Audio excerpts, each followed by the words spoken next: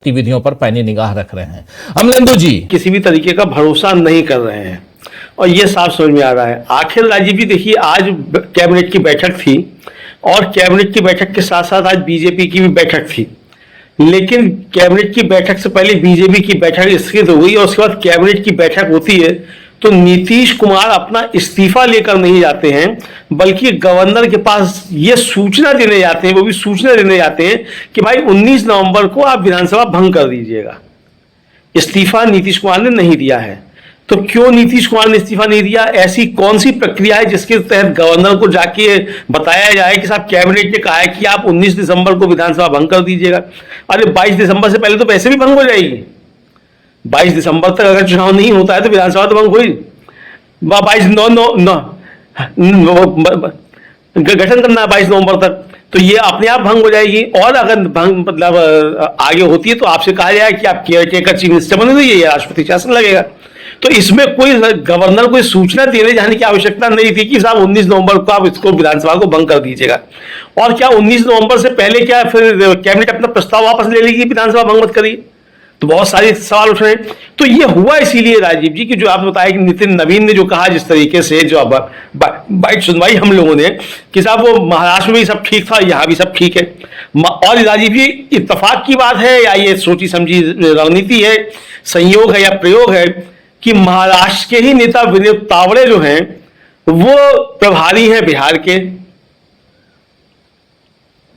तो तावड़े साहब जो है, आपको मालूम है कि हमारे दर्शकों को भी मालूम होगा कि तावड़े साहब जो थे उनके यहाँ पैसा पकड़ा गया था और फिर उसके बाद एफआईआर उन पर दर्ज नहीं हुई। वहां जो बहुजन वंचित अघाड़ी के प्रत्याशी थे उन्होंने जाकर मतलब खुद जाकर उन्हें पकड़ा, पुलिस को बुला के वो दिखाया गया और एफआईआर दर्ज हुई, लेकिन उसमें तावड़े साहब नहीं थे उसमें शामिल। तो तावड़े साहब वहां के प्रभारी हैं। तो आखिर बिहार का महाराष्ट्र का ये कनेक्शन क्या कह रहा है? ये राजीव जी बहुत सारे बात चल रही है। अब जो नीतीश कुमार ने किया है राजीव जी, इसका मतलब सीधा सीधा ये कि नीतीश कुमार ने अभी अपने हाथ में गेंद रखी है कि 19 नवंबर को जब बताया जा रहा है कि साहब बीजेपी विधायक दल की बैठक होगी और एनडीए की बैठक होगी, अगर उसमें नीतीश का नाम नहीं आता है, अगर जोड़ा जा रहा है कि अगर नीतीश का नाम नहीं आता है तो नीतीश फिर क्या करेंगे, ये देखने वाली बात होगी। आज खुलकर राजीव जी जो रालोमो के नेता हैं उपेंद्र कुशवाहा, वो तो खुलकर आ गए नीतीश कुमार के साथ में। मांझी जी अभी भी शायद सपने सजोए बैठे हैं कि बीजेपी उनको मुख्यमंत्री बना देगी, क्योंकि वो बात कर रहे हैं जिस तरीके से। मांझी जी को भी लग रहा है कि बीजेपी इस समय जो है वो नीतीश कुमार को हटाएगी तो हमको बना देगी, भले ही थोड़े समय के लिए बनाए। तो ये जो चल रहा है ये सब एनडीए के अंदर, तो नीतीश कुमार इसके ऊपर बहुत तेजी से निगाह रखे हुए हैं। नीतीश कुमार ये अच्छे तरीके से समझते हैं कि एनडीए ने उनको मुख्यमंत्री का चेहरा घोषित नहीं किया और घोषित ना करने के बाद अब भारतीय जनता पार्टी सबसे बढ़िया पार्टी बनकर भी उभर आई है। स्ट्राइक रेट भी बीजेपी का अच्छा है। तो अब सारी धार जो है बीजेपी की वो नीतीश कुमार के ऊपर होगी और परिस्थितियां ऐसी हैं कि अगर ओवैसी बीजेपी का साथ दे दें और वॉकआउट कर जाए सिर्फ विधानसभा से तो सरकार बन जाएगी, फिर चली जाएगी मतलब एनडीए की। अगर उपेंद्र कुशवाहा भी साथ में रहते हैं माइनस नीतीश, और अगर उपेंद्र कुशवाहा अलग हो जाते हैं तो फिर दिक्कत आ सकती है। तो अब ये कौन किस तरीके से होगा ये मतलब समीकरण होंगे। तो नीतीश कुमार सारी चीजों पर निगाह रखे हुए हैं और इसीलिए इंडिया गठबंधन की तरफ से जो कहा जा रहा है राजीव जी, राशिद अल्वी ने बहुत लंबी चौड़ी अपनी बात रखी, हम लोगों ने सुनवाया भी।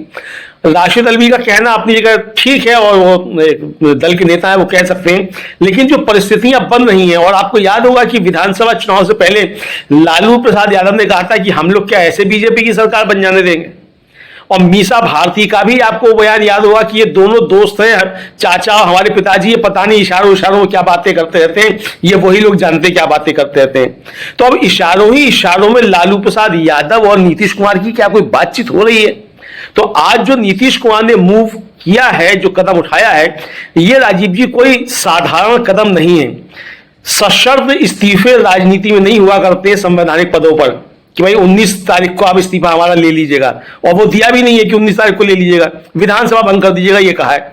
विधानसभा भंग करने के तो ये इसके पीछे संदेश साफ तौर पर नीतीश कुमार का छिपा हुआ है कि अगर 19 तारीख को बीजेपी ने नीतीश कुमार को अपना नेता नहीं चुना, नीतीश कुमार के नेतृत्व में अगर सरकार नहीं बनी, तो नीतीश कुमार कोई खेल कर सकते हैं।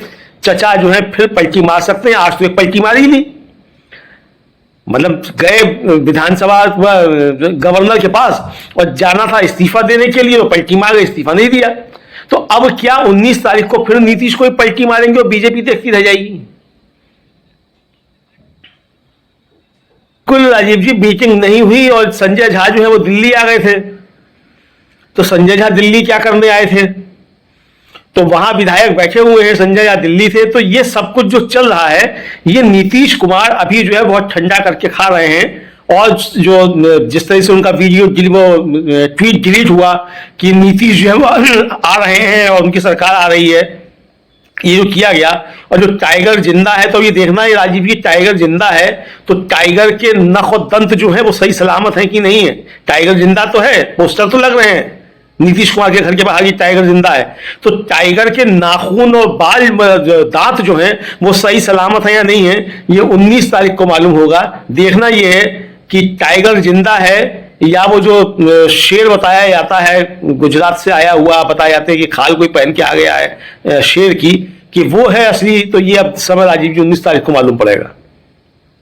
यहां एक बात बहुत क्लियर करना चाहता हूं हमारे तमाम साथी जो इस कार्यक्रम को देख रहे हैं, हम किसी की सरकार बनवाने के लिए नहीं बैठे हैं। जो संभावनाएं हैं उन संभावनाओं को जो खबरें हैं उन खबरों का विश्लेषण कर रहे हैं। और खबरों के विश्लेषण में यह है कि आज नीतीश कुमार ने अपने कैबिनेट की बैठक की, आखिरी बैठक थी उनकी कैबिनेट की, और उसके बाद वो गए राज्यपाल के पास, उनको इस्तीफा देना था। खबर यह चलने लगी कि राज्यपाल के पास गए और उन्होंने इस्तीफा दे दिया। लेकिन थोड़ी देर बाद खबर आती है कि नहीं, उन्होंने इस्तीफा नहीं दिया है। उन्होंने यह कहा है, एक चिट्ठी दी है कि 19 तारीख को आप विधानसभा भंग कर दीजिए। आज 17 तारीख है, कल 18 है। अब 2 दिन का इंतजार क्यों करवा रहे हैं नीतीश बाबू, इस पर हम समीक्षा कर रहे हैं। इस बीच राशिद अल्वी जो कांग्रेस के वरिष्ठ नेता हैं, उनके बयान को आपने सुन लिया। जिन्होंने नहीं सुना हो उनके लिए दोबारा हम सुनवा देंगे थोड़ी देर में, थोड़ा विश्लेषण करते हैं उसके आगे सुना देंगे। लेकिन राशिद अल्वी जो गणित बता रहे हैं वो गणित बहुत इंपॉर्टेंट है कि 117 अगर नीतीश बाबू बाहर हो जाते हैं तो 117 सीटें रह जाती हैं एनडीए के पास, 117 सीट्स। और उसके बाद सरकार बनाने के लिए एमआईएम को इनके साथ आना होगा, एनडीए के साथ। क्या एमआईएम यानी असदुद्दीन ओवैसी एनडीए का साथ देंगे? अघोषित तौर पर तो साथ देते हैं, लेकिन क्या घोषित तौर पर भी साथ देंगे? एनडीए के अलावा बसपा को भी उनके साथ आना होगा, या कुछ इधर से कांग्रेस और दूसरे नेताओं को तोड़ना होगा? क्या ऐसा करने जा रही है? क्या कांग्रेस टूटेगी? आप याद कीजिए कि तमाम नेता टूट गए थे लेकिन कांग्रेस नहीं टूटी थी। महाराष्ट्र की बात कर रहा हूं, इससे पहले महाराष्ट्र में कांग्रेस नहीं टूटी थी। जब विधानसभा, इससे पहले वाली विधानसभा में कांग्रेस नहीं टूटी थी, तो क्या कांग्रेस बिहार में टूट जाएगी?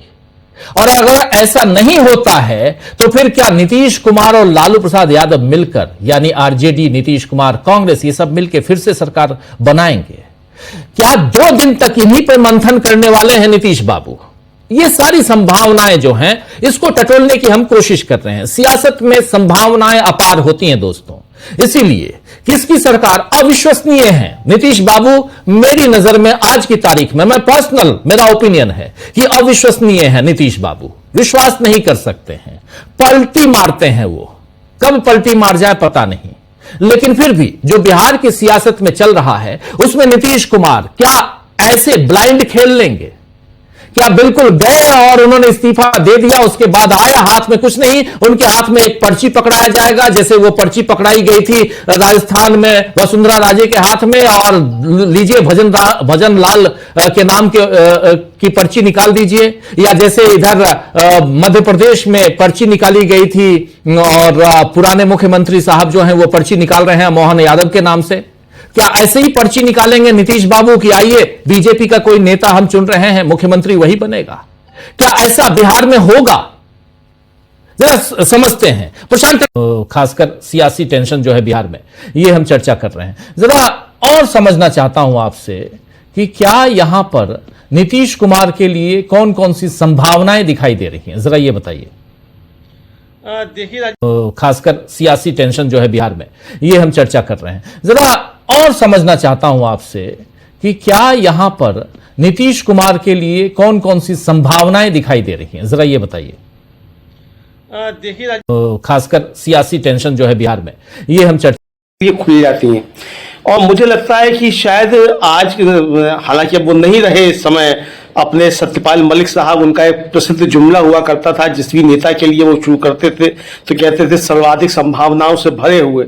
तो मैंने उनको कई बार सुना, तो कभी वो वीपी सिंह सर्वाधिक संभावनाओं से भरे होते थे, कभी चौधरी चरण सिंह होते थे, कभी मुलायम सिंह होते थे, फिर मोदी जी हुआ करते थे। तो अगर आज सत्यपाल मलिक होते तो उनकी बात सच होती कि सर्वाधिक संभावनाओं से भरे हुए नीतीश कुमार जी।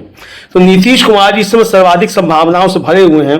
बीजेपी चाहे तो उनको मुख्यमंत्री का पद दे दे, और बीजेपी अगर ना चाहे तो प्रधानमंत्री का पद ले लेंगे।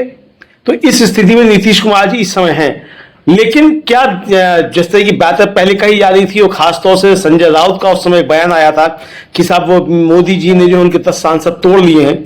तो मुझे लगता है राजीव जी कि ये इतना संभव नहीं है कि मोदी जी ने 10 सांसद तोड़ लिए हों। ललन सिंह भले ही इस समय दिखाई पड़ते हो कि वो मोदी जी की तरफ से बैटिंग कर रहे हैं या अमित शाह की तरफ से बैटिंग कर रहे हैं, लेकिन ललन सिंह के 35 साल से ज्यादा पुराने रिश्ते नीतीश कुमार के साथ हैं।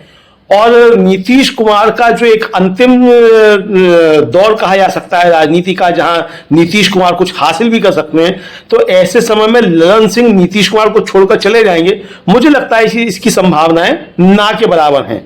वो अभी एक पुल का काम तो कर सकते हैं नीतीश कुमार और मोदी जी के बीच में संभावनाएं तलाशने का, मामला पैचअप कराने का, लेकिन अगर कोई ऐसी स्थिति आती है नीतीश कुमार पलटी मारते हैं तो ललन सिंह मोदी जी के साथ जाएंगे, इसकी संभावनाएं मुझको दिखाई नहीं पड़ती हैं। तो ये बात बिल्कुल नहीं है कि मोदी जी तोड़ लेंगे। और राजीव जी, टूटता कब है? देखिए, राजनीति में टूटन तब होती है जब आपके जो साथी होते हैं उनको मालूम पड़ता है कि आपका नेता कमजोर पड़ गया है। लेकिन अगर नीतीश कुमार को मुख्यमंत्री पद नहीं मिल रहा है और प्रधानमंत्री पद मिल रहा है, तो कौन नीतीश कुमार को छोड़ के जाना चाहेगा? तो ये एक चीज पैदा होगी ना। तो संभावनाएं अपार है नीतीश कुमार के पास, इसमें कोई संदेह नहीं है। अब ये हो सकता है कि बीजेपी अब इंतजार कर रही है 2 दिन में कुछ और खेल करने का, कुछ और खेल कर दे और नीतीश कुमार को उसकी भनक नहीं हो। लेकिन मुझको लगता है कि नीतीश कुमार को सारी भनक है और नीतीश कुमार ये अच्छे तरीके से समझते हैं कि क्या क्या खेल बीजेपी कर सकती है। क्योंकि नीतीश कुमार, राजीव जी, बहुत पुराने सहयोगी हैं। मतलब मोदी जी जब आए उससे पहले भी वो थे। जब हुआ था, वो आपको याद होगा कि गोधरा वाला कांड जो हुआ था, जिसकी वजह से मोदी जी जो थे वो मोदी बन गए, तो उस समय नीतीश कुमार रेल मंत्री हुआ करते थे। और मोदी जी को तो थी वो बंदरों की लड़ाई में जो था वो मतलब बिल्ली के हाथ में लग गया था जो कहावत है, तो बंदरों की लड़ाई में मोदी जी को मिल गया था कुछ, उनकी राजनीतिक कुशलता से थोड़ी मिल गया था मोदी जी को कुछ। और जो कहा जाता है वो आरोप हो सकते हैं कि मोदी जी को तो जो एनजीओ वाले गैंग थे उन्होंने था वो नेता बना दिया, वरना तो ये अकर्मण्यता का प्रमाण था जो गुजरात में जो कुछ हुआ, वो अलग मसला है। लेकिन नीतीश कुमार पहले से पीएम मटेरियल है। 2014 में भी उनका जब संबंध विच्छेद हुआ था भारतीय जनता पार्टी से, इसी पीएम मटेरियलशिप को ही लेकर हुआ था। तो क्या नीतीश कुमार इतनी बुरी विदाई चाहेंगे अपनी कि ना मुख्यमंत्री बने ना प्रधानमंत्री बने? तो राजीव जी, जिस व्यक्ति का इतना लंबा कैरियर है और 20 साल से बिहार को नचा रहा है कि मुख्यमंत्री वही रहता है, उसके सहयोगी बदल जाते हैं सरकार के, तो इतनी आसानी से मुझे लगता है कि नीतीश कुमार को गच्चा देना भारतीय जनता पार्टी के लिए संभव नहीं है। लेकिन हां, अगर मोदी जी तय कर चुके हैं कि चाहे उनकी सरकार चली जाए और नीतीश कुमार को मुख्यमंत्री नहीं बनाना है, तो कुछ भी हो सकता है।